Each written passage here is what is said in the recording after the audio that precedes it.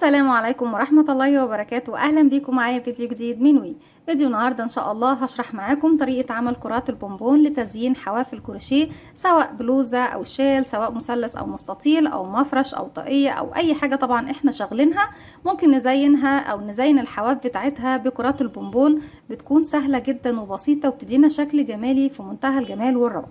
بنستخدم طبعا اي نوع من الخيوط اللي انت بتستخدميها ريدي كده كده للشيء اللي بتشغليه، سواء بلوزة او بلوفر او شال او مفرش او اي حاجة بتشغليها. نفس نوع الخيط اللي بتشغليه بتكملي بيه الحواف بتاعتك بنفس الشكل وبنفس اللون. طيب احنا محتاجين يا رندا قاعدة معينة او غرزة معينة تكون تحت الحواف دي؟ لا، انا بشغلها على اي يعني على اي غرزة موجودة تحتها، سواء غرزة عمود او نصف عمود او حشو او اي نوع من انواع الغرز. طبعا احنا عارفين ان انواع الغرز كتيرة، اي نوع من الغرز. الفراغ اللي بيكون طبعا هشتغل فيه هو اللي بشتغل فيه كرات البونبون بتاعتنا. هنشوف دلوقتي، احنا طبعا معيش حاجة دلوقتي مشغولة، يعني معيش شال او بلوزة او حاجة، فهنشغل لها مجرد بس سطر واحد من غرزة العمود. وزي ما قلت لكم اي نوع غرزة بنشتغل بيها بشتغل عليها الحواف دي بتاعتنا النهارده. هنقول بسم الله الرحمن الرحيم. هشتغل معاكم بخيط اليزي ديفا زي ما احنا شايفين بلس، واي نوع خيط زي ما اتفقنا مع بعض. هسيب مسافة من الخيط وهلف الخيط بتاعي حلقة على الهواء بالشكل ده زي ما احنا شايفين.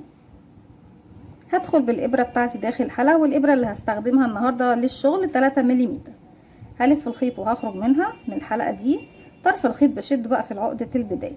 هبتدي اكون مجموعة من السلاسل بسم الله. طبعا عشان اكون سلسلة بيكون عندي على الابرة حلقة، بلف الخيط وبخرج منها 1 2 3 4 5 6 7 8 9 10 11 12 13 14 15 16 17 اي عدد موجود عندك. انا مجرد بس بعد، لكن هي مش بعدد محدد، احنا بنشغلها على حرف ايه الشغل بتاعنا كله. انا بس عايزه تكون القطعه كبيره وحلوه. طيب كده بعد ما اشتغلنا طبعا هشتغل بغرزة العمود بلفة. هرتفع ارتفاعها بسم الله 1 2 3 سلسلة، وهعتبرها اول عمود بلفة، وهسيب كمان السلسلة رقم 4 اللي بعدها، لان هي اللي هكون تحت ايه، تحت ال3 سلاسل دول. هروح بقى الرقم 5 واشتغل غرزة عمود بلفة عادية. بيكون معايا على الابرة حلقة، بلف الخيط بيبقوا 2. هدخل في الحلقة الخلفية من السلسلة، الف الخيط واخرج، والسلسلة طبعا دي رقم 5. معايا كده على الابره 3 حلقات. هلف الخيط واخرج من حلقتين، اتبقوا 2. هلف الخيط واخرج من حلقتين، وهكذا بقى. هدخل في كل سلسله تقابلني واشتغل غرزه عمود بلفه 1 زي ما احنا شايفين بالشكل دوت، لغايه ما بوصل الى نهايه الراوند بتاعي. بالشكل ده بكون خلصت الراوند بتاعي كله بغرزه العمود بلفه دبل كروشيه زي ما احنا شايفين. طيب السطر اللي جاي برتفع سلسله واحده بس والف شغل الناحيه التانية. اللي عندي دلوقتي لما باجي اشتغل ما عنديش طبعا سلاسل، بقى عندي حرف في كامل اهو. تحت حرف الفي بيكون في فراغ لكل ايه غرزه. طبعا انا مش بتكلم على الفراغ اللي ما بين كل غرزه وغرزه، انا بتكلم على الفراغ الصغير دوت اللي بنشتغل فيه دايما اهو. هدخل تحت اول فراغ عندي تحت حرف الفي كامل واخرج، الف الخيط واخرج. بيكون معايا حلقتين بلف الخيط واخرج منهم، وبكده بكون عملت غرزه حشو. طيب عايزين نشتغل اول كره بونبون ايه، يعني احنا بنشتغل حشو كرة بونبون، حشو كرة بونبون زي ما انتوا حابين. يعني ممكن تقللوا عدد الحشو وتزودوا عدد كرات البونبون، والعكس صحيح طبعا، يعني العدد انت تتحكمي فيه زي ما انت عاوزه. بعد ما اشتغلت طبعا اول غرزة بروح لتاني غرزة، هلف الخيط واخرج واشغل غرزة حشو بالشكل ده زي ما احنا شايفين. وهبتدي ارتفع 1 بسم الله 1 2 3 4 سلسلة. احنا بعد ما ارتفعنا 4 سلسلة هسيب منهم 3 وهروح لرقم 4 واشتغل 4 غرزة عمود بلفة لغاية نصهم، يعني كأني بشتغل غرزة كلاستر. طيب ازاي يا رندا؟ بيكون عندي على الابرة حلقة، بلف الخيط بيبقوا حلقتين، هسيب 1 2 3 وفي رقم 4 هدخل فيها اهي، وهاخد الباك لوب من السلسلة دي، وهاخد كمان المطب اللي في الخلف. الف الخيط واخرج كده بالشكل ده. معايا 3 حلقات، بلف الخيط وبخرج من حلقتين، واخلي ايه رقم 3 معايا على الابرة. هلف الخيط تاني مرة، هدخل في نفس الفراغ، هلف الخيط واخرج،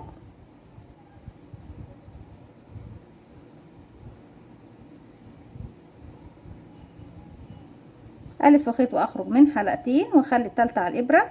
تالت مرة في نفس الفراغ اهو، الف الخيط ادخل، الف الخيط واخرج، هلف الخيط واخرج من حلقتين، واخلي رقم 3 معايا على الابرة. كده 3 مرات، فاضل لي مرة.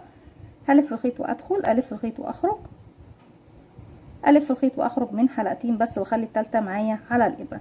كده بقى معايا 1 2 3 4 5 الحلقة الاساسية والاربع حلقات اللي هما ايه بتاعت الاربع غرز عمود بلف لغاية نصهم. هلف الخيط واخرج من كل الحلقات مرة واحدة وهقفل بسلسلة. طيب هل يا ترى كده خلاص احنا انتهينا؟ لا، ما انتهيناش، هرتفع كمان 4 1 2 3 4 وهلف الخيط وهسيب زي ما عملت تحت بالظبط، هسيب 1 2 3، احنا هنا 1 2 3 وهروح لرقم 4 هدخل فيها والف الخيط واخرج والف الخيط واخرج من حلقتين واسيب التالتة تاني مرة في نفس الفراغ، تالت عمود في نفس الفراغ وبشتغل العمود لغاية نصه، رابع عمود في نفس الفراغ اخرج من حلقتين واخلي الاخيره معايا على الابره. كده بقى معايا 1 2 3 4 5 الف الخيط واخرج منهم كلهم زي ما احنا شايفين وهقفل بسلسله وهنزل للمكان اللي انا طبعا ايه كنت اشتغلت فيه في البدايه خالص، هنزل هقفل بغرزه منزلقه بالشكل ده. شايفين بقى حبه البونبون بتاعتنا قد ايه بقت جميله منتفخه من الجهه دي ومن الجهه دي زي ما احنا شايفين بشكل حلو جدا وجميل. طيب انا كده خلاص قفلت هنا واشتغلت هنا خلاص غرزة الحشو الاولانية اللي احنا اشتغلنا فيها كرات البونبون. هروح بقى للفراغ اللي بعديه هشتغل غرزة حشو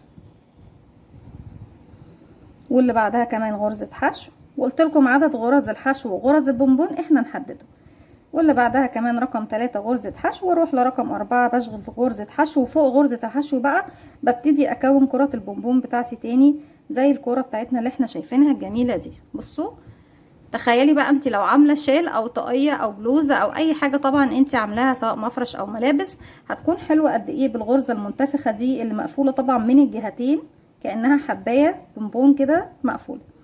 هرتفع بسم الله كده 1 2 3 4 بلف الخيط وبدخل فين الغرزه بسيب 1 2 3 واروح لرقم 4 زي ما اتفقنا مع بعض بدخل فيها وبشتغل 4 غرزه عمود بلفه لحد نصها. الف الخيط واخرج معايا 3 حلقات، هلف الخيط واخرج بس من حلقتين واخلي التالتة معايا على الابره. الف الخيط تاني مره في نفس الفراغ بدخل هسحب الخيط واخرج الف الخيط واخرج من حلقتين واخلي الاخيره معايا رقم 3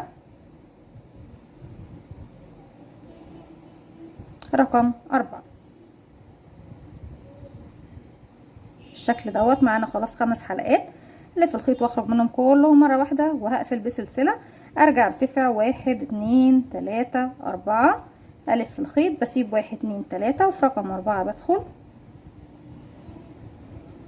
الف الخيط واخرج الف الخيط واخرج من حلقتين كده مره واسيب التالتة على الابره، الف الخيط تاني مره وبدخل في نفس فراغي اسحب واخرج والف الخيط واخرج من حلقتين ومعايا الحلقه التالتة تالت مره